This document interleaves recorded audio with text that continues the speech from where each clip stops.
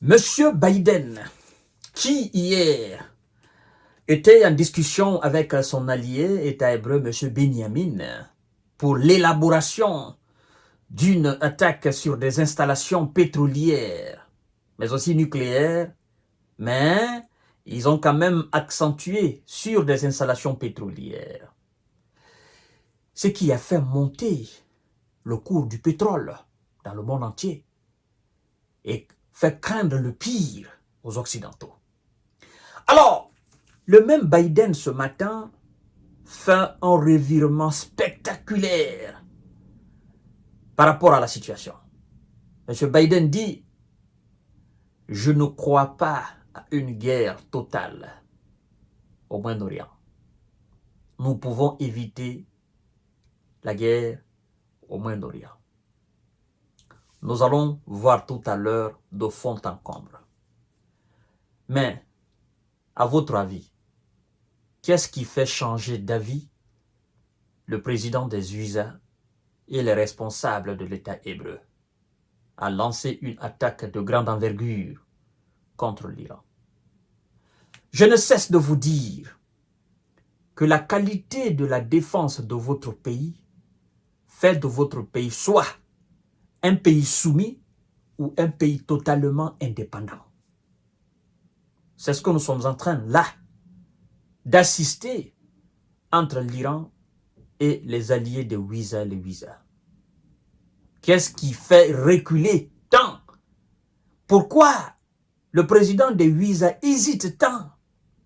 Eux qui sont des chefs va-t-en-guerre, eux qui ne reculent devant personne.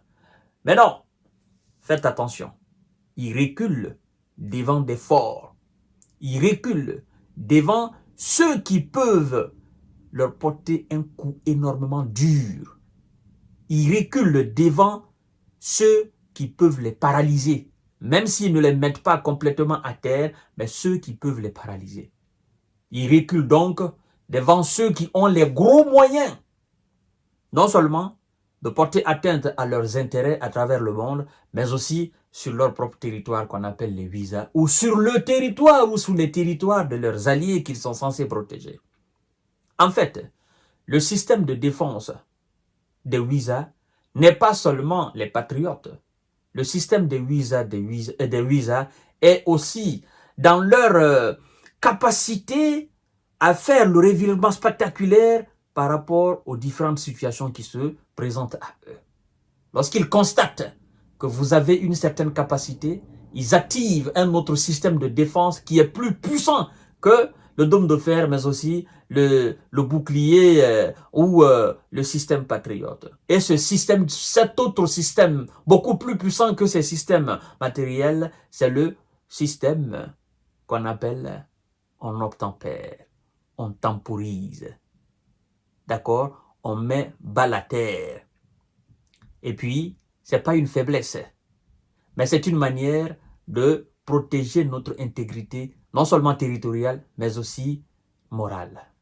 Ce n'est pas de la peur, disent-ils, mais c'est une façon de temporiser la situation, c'est une façon de nous défendre. Ça fait partie de nos systèmes de défense. C'est ce que nous avons constaté avec la Corée du Nord. C'est ce que nous sommes en train de constater avec la Russie. Et c'est ce que nous constatons aujourd'hui avec l'Iran suite à cette déclaration de M. Biden. Je vous prie de partager la vidéo dans tous les groupes possibles. Avec les différents conflits à travers le monde où les visas sont impliqués, nous sommes en train de voir clairement comment le monde fonctionne. De quoi les visas ont peur exactement? Qu'est-ce qui les pousse à réfléchir? Nous devons tirer les leçons de cela.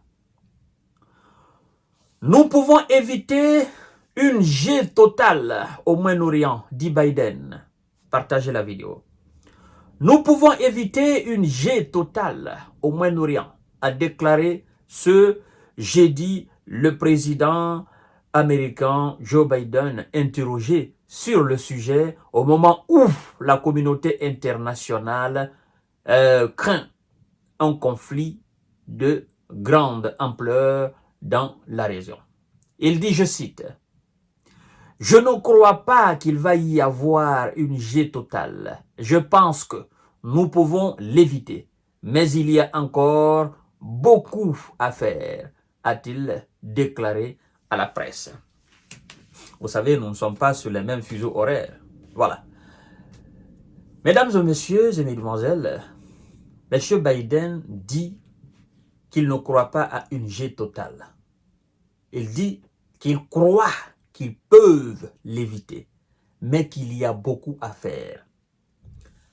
Alors, quand il dit beaucoup à faire, moi je me dis, il n'y a pas grand chose à faire. C'est vous qui êtes le support number one de cet État.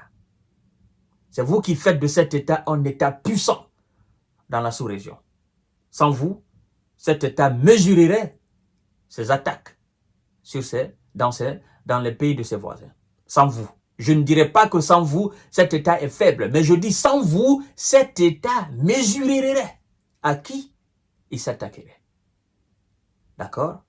Et donc, il n'y a pas grand-chose à faire. C'est vous qui menez la danse. Vous dites à M. Benjamin, mon gars, écoute, on en a trop fait. Il faut dorénavant changer de fusil d'épaule. Le monde change. Nous devons changer avec le monde. Ce qui se passait hier, ce qui était permis hier, n'est plus permis aujourd'hui. Tu vois? C'est que ton ennemi juré, l'Iran, ne faisait pas hier, est devenu beaucoup plus audacieux. Alors tu sais pourquoi il le fait et tu sais de quoi il est sûr. Tu sais ce qui le pousse à le faire. Ça, c'est un sujet de réflexion. Mon gars, ce n'est pas de la peur. Mais à un moment donné, il faut réfléchir avant de faire les choses. Donc, ne cherchons pas de conflit général là. Parce que ça va être très, très, très difficile. Non seulement pour l'État hébreu, mais aussi pour nous, les visas. Vous avez vu hier, l'émir du Qatar apporte son soutien indéfectible et ordonne d'ailleurs à la mise en place de tout ce qui est nécessaire pour aider le Liban. Il n'a pas spécifié l'aide. Dans l'aide totale, il y en a tout dedans. Et donc, quand M. Biden dit « nous pouvons éviter », évidemment, nous autres, nous croyons que vous pouvez éviter, que vous avez la capacité et que vous, si vous voulez, ça ne demande même pas 1 heure. Évidemment. Mais si vous ne voulez pas et que vous voulez riposter pour montrer à l'Iran que oui, vous êtes toujours fort, bien évidemment, votre riposte entraînera une autre réplique de l'Iran. Et certainement de réplique en réplique, de vengeance en vengeance, ce que vous pensez éviter, évidemment, vous créez les conditions totales de cette G totale dans la région. Alors le mieux pour vous, c'est de ne pas répliquer. Et comme ça, ce serait en quelque sorte une petite grandeur. D'accord? Une petite grandeur. On ne dira pas que c'est de la peur, mais on dira tout simplement que c'est de la prudence. C'est de la prudence parce que vous avez vu de loin ce qui est le danger. C'est pourquoi on dit un homme prudent voit de très loin, très loin, ce qui peut l'affaiblir, ce qui est le danger. Et donc, vous avez vu très loin. Hein? C'est-à-dire, en pesant sur M. Benjamin pour le dire, gars, jamais pas d'attaque contre l'Iran, pas d'attaque contre les installations pétrolières, pas d'attaque contre les installations nucléaires. Ça suffit.